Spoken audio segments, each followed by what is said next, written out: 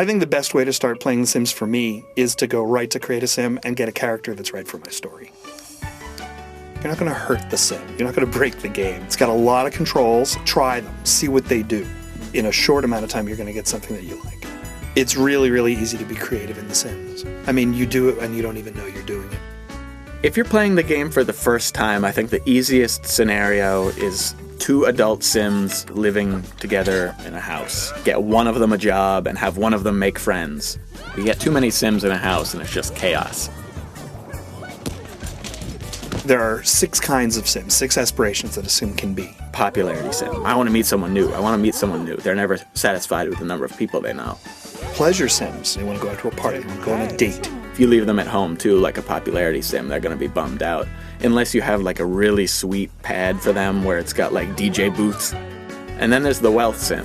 They just really want to buy stuff. When a wealth sim isn't happy, they might show up on the street panhandling for money. We have knowledge Sims. Knowledge Sims are really cool because they're just about learning. It's a really great idea to have one of the parents at least be a family sim, because then they're going to get a lot of aspiration out of being at home and being with the family. The romance sim. They might even be married and they'll be like, you know, I really want to meet someone new in a romantic way. Family Sims and romance Sims, maybe not the best marriage. It's very easy to get a sim a job. You just go to the newspaper or you go to the computer and you look for a job. You might have to settle for something you don't necessarily want for your sim if you want to get them right into the workforce. I think the best way to get a job is to get a little money together and get that computer. The other thing that's important is that somebody's going to need to be making friends, inviting lots of people over, throwing lots of parties. The number of friends that the family has is sort of a cap to the success that you can have in the workplace. In the jobs panel, you'll see all the skills that they know and what level they're at, and the ones that they need in order to get promoted to the next one will have a little circle around them. And those are the ones you should spend time on if you care about getting promoted. You got to meet those skill requirements, and then you got to send that sim to work in a good mood.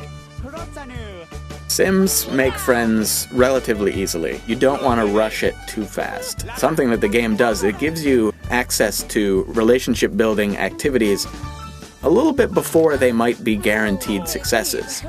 Oh, I can hug somebody right now. I'll just go right up to someone and hug them. And okay, you're moving a little fast for me. Make a good environment for the friend that you're trying to make. You know, have some food around. Have a nice TV for them to watch. Make sure your sim's in a good mood first.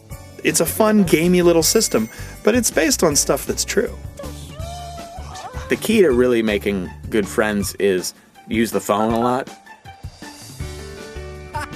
Another really good thing to do is to get people into a group object. So finding the activities that get a bunch of rewards for your sim simultaneously is really sort of the key. The hot tub is incredible. You can get 4 people in there at once. They get comfort, they get a little bit of hygiene, fun. It's incredible. Hot tub is definitely the way to go if you can afford it. Under the pressurized situation of having your Sims date, you can make bad decisions. It's one of the few times in the Sims when you're sort of under a time pressure. You've got to have a good time with your date before the date runs out of time. If you think that the kiss is going to be the killer move that just, like, puts your date score over the top, you better hope it gets accepted, because if it gets rejected, you are done. There's no trick to getting a car. You just got to get the money. But remember, you got to put a driveway down first. You can't just buy a car if you don't have a driveway. Go into build mode, and there's this connector piece that connects to your road, and you just put that down right next to your road. And then you just grab a car in buy mode and stick it down on top of that. One of the big tricks is this big gelatin mold. You don't have to prep it, you don't have to do anything. You can just pull out gelatin after gelatin after gelatin. So if you don't have time to do anything, that's really the best way to go. My number 1 tip for you is that you should become a vampire. You can sort of stay out all night, you don't have to worry about your needs, and you can just party.